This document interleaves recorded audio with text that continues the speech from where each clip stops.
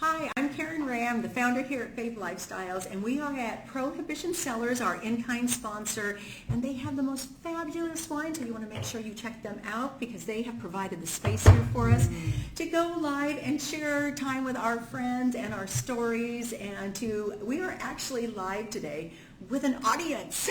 Thank you. We thought we would invite in some of our best girlfriends to share a little bit about Sandy's story, and this is kind of behind the scenes, so you get a little sneak peek into what Sandy's story is all about and what the mission here at Fave Lifestyles is. And we are a hashtag celebrating 1 million women, and that includes you, and we would love to share your story and celebrate all of you as well. And so today we're going to be talking a little bit about Sandy. She's our little spotlight, and I would love to just read a little bit about your bio and introduce you. Sure. And then we're going to give Sandy a chance to say hello too. So Sandy Stamato has dedicated 35 years to advertising, marketing, and training, collaborating with extraordinary people and organizations along the way. For the past decade, she's poured her heart into coaching and mentoring female entrepreneurs, guiding them to answer the profound questions, what do you do? With authenticity, joy, and passion. In a world that often demands conformity, Sandy believes it takes true courage to stand out and shine brightly, as she's devoted to helping women do just that. After surviving a traumatic brain injury in 2012 and breast cancer in 2024, Sandy is thriving and bravely stepping into her new territory once more. At 64, she's writing a book on limb dwelling, consulting, and speaking. She lives in Seattle with her husband and her pup, El Rio. El Rio. El Rio. You have to say El Rio. And so where does El Rio come from? Was that something? He was from Texas. Oh, the puppy was from Texas. El Rio. Right on the border. Yeah, Sandy, well, welcome. Thanks for you. joining us and you. coming here to share a little bit about kind of that behind the scenes of writing the story and why it's important for you and for other women to share their stories. So let's say hello to the ladies. Hello, ladies. Well, No, I'm thrilled to be here. This is the mission, the passion of what this Celebrating 1 Million Women is all about. The minute I heard it, I was like, I want to be part of this. So I am so grateful and thrilled to be here. Yes, excellent. So let's give you a little sneak peek into her story. Her story, I became a woman at age 33. Sandy shares her courageous journey of reporting sexual harassment at work, despite fear and societal pressure to stay silent. With the support of her mentor, she confronted a toxic situation, inspiring other women to speak up and marking a defining moment in her personal growth. Okay, so that is a topic that is, has come up into the media and in today's world, in the Me Too and all these different things, and how do we approach these subjects. And really, ladies, what our stories are about is not the actual circumstance as much as it is about the journey through the situation, the personal growth that we have to face walking through challenging situations. So as you were going back to this, because this happened some time ago. Half my lifetime ago. Yeah. So what was it like for you to think, okay, I'm going to bring this back up again and bring up this story that has been sitting over on the side for quite some time? What was that like for you to think that this was the story that you needed to share? You know, I was quite surprised that it came up, to be honest. I was thinking, like most of us, I was like, do I really want to write this thing? We all say that, right? And then all of a sudden, I thought about 33, when I was age 33. Because there was no Me Too movement going on back then. It was not at all. Very different in the 90s, and this was my first corporate job. So I started thinking about it, and afterwards, I just want to say afterwards, I grieved. I grieved a part of myself that I hadn't thought about. I just tucked it away. And I refer back to it sometimes just in situations, but I had a moment, and I think it's grace. I think that's why telling stories is so powerful. I had a moment to think about that scared, frightened 33-year-old who had no support. and I just kind of, emotionally just loved on her because I was so proud that I did that. And I never had a chance to really say that. I didn't have a chance to say, this is one of the most courageous things I've ever done. It was so hush-hush. It was such a strange situation that I couldn't really talk about it. There was an NDA. It was all sorts of stuff. So it was a very pivotal moment today in my healing from yesterday. Okay, so that is really interesting because as we walk through a lot of our stories, we come through the other side, we've set it aside, we're beyond that. Oh. And then we think, something like this comes up and it's like, do I really want to tell my story? I'm already past it. Do I want to bring that up again? What kind of emotions or things are going to come up? But I think what you are saying is that taking that courage and bringing it back up and celebrating you.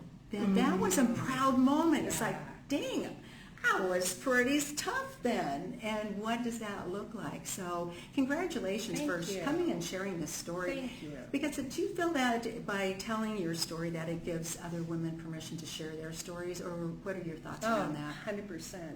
I don't have children, but I have a woman that I mentored, and she's 33 years old. She just turned 34. And I think, honestly, that had a lot to do with it. I call her the daughter of my heart, and she calls me her mama fairy. She's just mama fairy. I know, she's so sweet. I just love we even look alike. It's kind of interesting. But I thought about Rachel when I was thinking about that, too, and seeing how she is in this day and age, and the support and all that's the awareness that's here. Oh, yeah. It was just the awareness that when I was thinking about it, not only about Rachel, but I thought about at 33 when I called, when the title says I became a woman at 33, because I really did put a stake in the ground. Mm-hmm. I had done some courageous things. I grew up in a very challenging family, and I spoke up. I was a truth teller, and there was a lot of things that I did on paper that were courageous. But this was the first time I felt it. And because I did it out loud, I used my voice. I did something that was so counter to every woman. The lineage goes on both sides, right? We know it. For women that couldn't speak up, my family that couldn't speak up. Yes. So thank you for saying that, because I'm going to read a little snippet of your story. Oh, okay. Right around that topic. And so in this part, so our stories are it's interview style. So we've asked questions. There's 16 questions that we ask. And it takes you through your story about the pivotal point and what, kind of what were the events and whatnot. And so this is a part of the story where you have gone to the HR people and told the truth of the situation. The whistleblower, I believe, is it true? Yeah, well, okay, yes. And so then you went to your mentor, Tracy, and this is what you wrote. It says, when I returned home and called Tracy to share the news, something bizarre happened. Midway through our conversation, I suddenly lost my voice. It was as if the vocal cords had seized up. I could barely whisper to Tracy that I thought I had laryngitis and would call her back. As I sat there in shock and confusion, a powerful realization washed over me. Despite the temporary loss of my physical voice, I had found my inner voice and spoken up. I had revealed the truth and refused to keep silent any longer.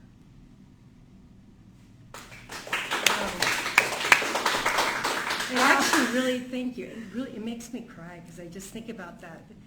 I do a fair amount of public speaking in my past and probably in my future, and I've never had a situation where I lost my voice. And literally, it was mid-sentence. I was talking like this, and the cognitive dissonance, because I'm a talker, I process, right? And sometimes I think, at least for me and maybe for other people, I don't know how mentally or, how I think about things, my body never lies. And my body was telling me, honey, this was a big deal. This was a huge deal. And I think about it, and I'm kind of humbled by it. Really humbled by the fact that my body actually was kind of protecting me because I couldn't talk anymore. I needed to rest, and I needed to take care of myself. Mm-hmm. And then that thought about the women in my family.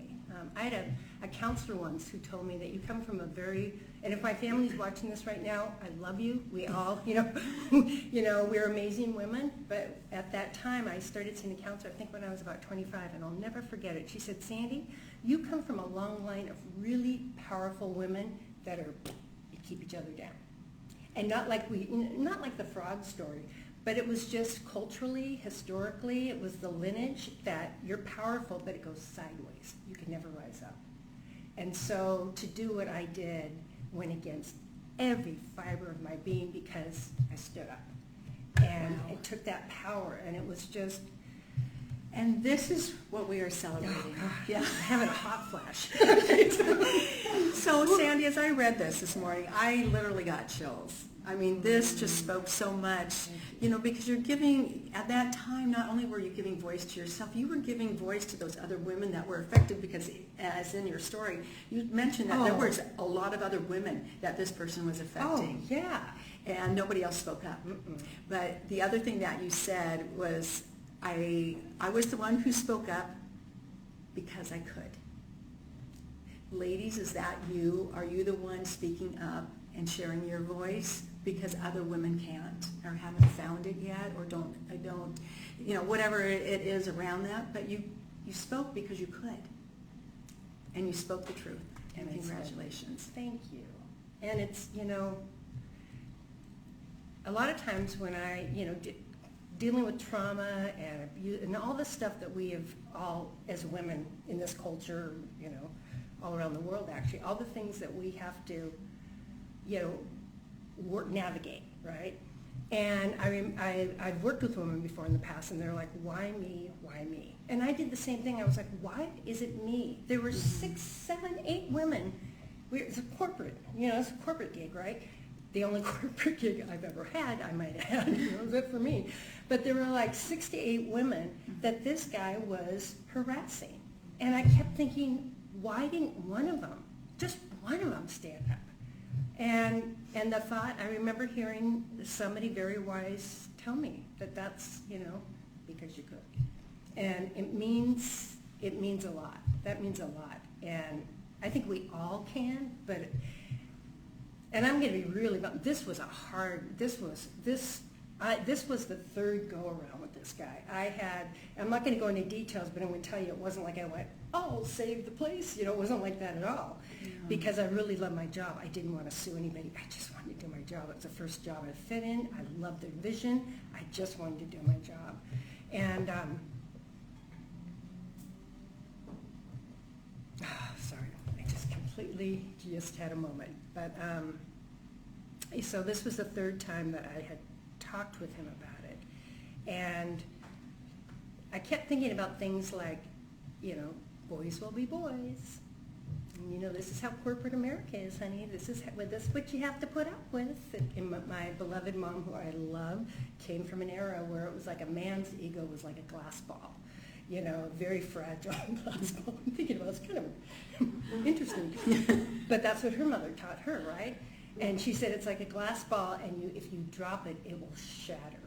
So it's this weird message of like, it's a weird message like you're so powerful, you have to work this very fragilely. But basically, if it shatters, there's no one there to protect you.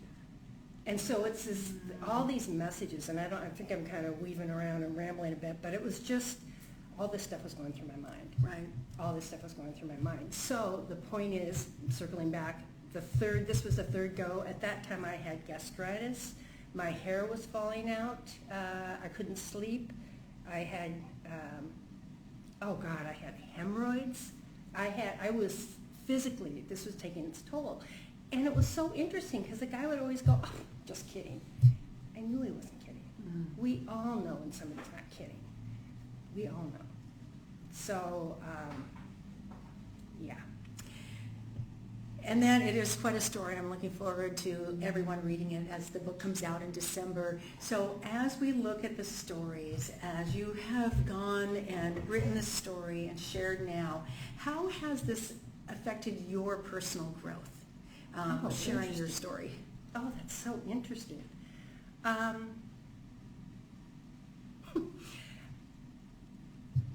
feel more confident. it's really interesting. I feel more, besides for the part that I had to grieve, which is beautiful. I mean, what a gentle healing experience, It was on my time, my timeline. Yeah. But I also started feeling like, you know what, girl, you got this. I was like, yeah. I mean, Yes. I've had cancer the last year. I haven't worked. It's been a really challenging year.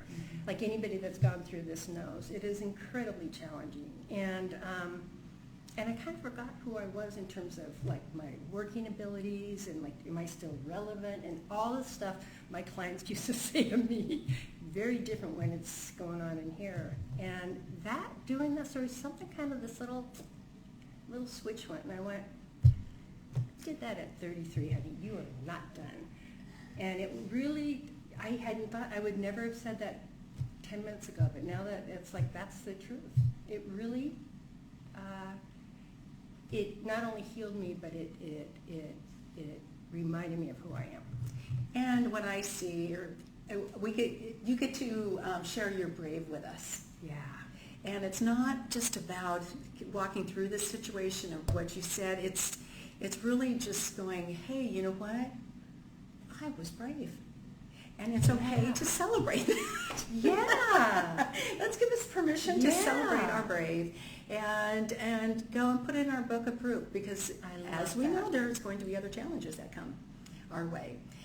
And to have that written there, that you can go and refer to your brave. Mm-hmm. It's like, yeah, I got this. I love that. Oh, wow. Because it's interesting because, and I say it wasn't, I don't mean to go back, but this just flashed in my mind. The Me Too movement, right? Well, back then, it was horrible at my job, so being brave, there wasn't a supportive group that just went, I see a lot of heads going, because it's like, there wasn't a supportive group that said, come on, honey, we'll hold on to you. I couldn't talk about it. And the head guy made my life miserable. Miserable, because it was his best buddy that got fired, So to be, I'm just going to put another plug in for Fave. This has been, for me, at the point where I was and am in my life, this has been like a warm blanket that has just wrapped me up with these amazing women. Mm-hmm. Because I don't have many conversations about like, hey, when was the last time you were brave? I was thinking about that this morning. And it's just like in a celebration of it. There's no bragging, it's really, it means a lot. So thank you. Yes. So as we start to close out, what would you like to leave the ladies with? Any little bit of insight or inspiration for them to share their story, or to even just take a look at their and celebrate themselves of being brave? Oh, boy, so many thoughts. You never know who you're going to touch. You never know who needs to hear what you have to say at that time. You have no idea. And you may never know either. And you may never know, and your body never lies. If you think about that and you get all crunched up, just pay attention. Our bodies will tell us. But the greatest honor I think we can do, especially for the women coming up behind us, we're paving a way. This was not how my mom's generation, certainly wasn't how my mom's generation. This is 64. This was like, are you kidding me? I'm like barely getting started, and it's like, and so I love the fact that there's something there that my daughter, of my heart, she can reach for when she's in a situation where she's like, I don't know how to handle this. What do I do? And to be able to have there's no rule book for life, but there certainly are people that can mentor through stories. And I just think it's so powerful. Thank you for saying that. Mentor through your story. What does your story say? What is that piece of brave that we can celebrate, that we can actually hand to the younger generation? What is that going to look like? Thank you for saying that. And brave, if I may, brave, I think, I had this image that brave was like, do-do-do-do, I'm going to say who knows now what that's the definition of brave. Yeah, it's a really interesting word. And the thing is, it's in the quiet, not in the loud. Sometimes it's those little quiet things that we do that can be earth-changing for somebody and for you. So that's why I'm like, listen to your body. If something doesn't feel right, pay attention. And if something feels right, pay attention. It's just like, what a way to honor ourselves. Yes. And ladies, as we close out, I would love to invite you to come and be a part of this mission, to share your brave, to inspire other people, and or just come celebrate with us, and come celebrate Sandy and some of the other ladies that we're honoring. So love you all. Thank you. We'll see you next time. Thanks for the opportunity. You can turn it off? Oh, there you go.